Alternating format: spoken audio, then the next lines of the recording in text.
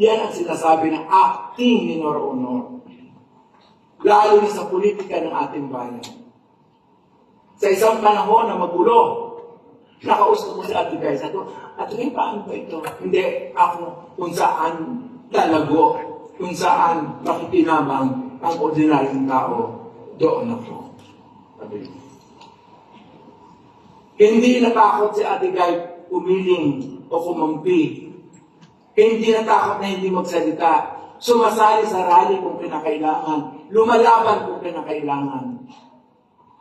Maraming producer nung bandang muli na ang hindi na naniniwala sa katanyagan ni Ate Guy na ayaw niya siyang isali sa mga pelikula.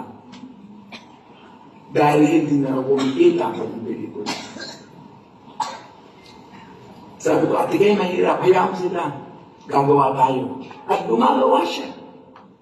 Kahit hindi sa mainstream producer. Gumagawa siya ng indie o independent. Tinutulungan niya ang independent films.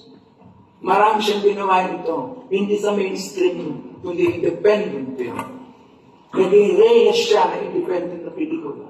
Bilang reaksyon sa mga ginagawa ng mainstream cinema na puro lamang pampatawa, pampaiyak, pampalibog ang ginagawa. Si Ate Guy ang magiging simbolo ng ating sining sa maraming panahon. May mga institusyon na hindi na kinikilala ang artistic expression ng pelikula. Ini-is out na ang pelikula sa kanilang programa. Nakakalungkot. Ito ay matinding dagok sa lahat ng gumagawa ng pelikula. Hindi dapat tingnan ang pelikula na isang maliit na bagay lamang. Ito'y malaking bagay dahil ito'y potent medium na naiintindihan ng ordinaryong tao. Ito ang pinaglalaban ni Nora Honor. Mahal ni Nora Honor ang pelikula.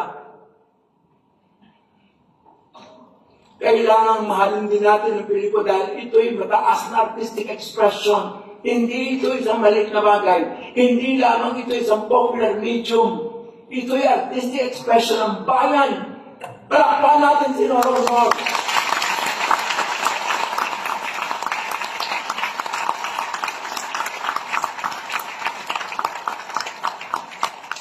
Nora, maraming salamat.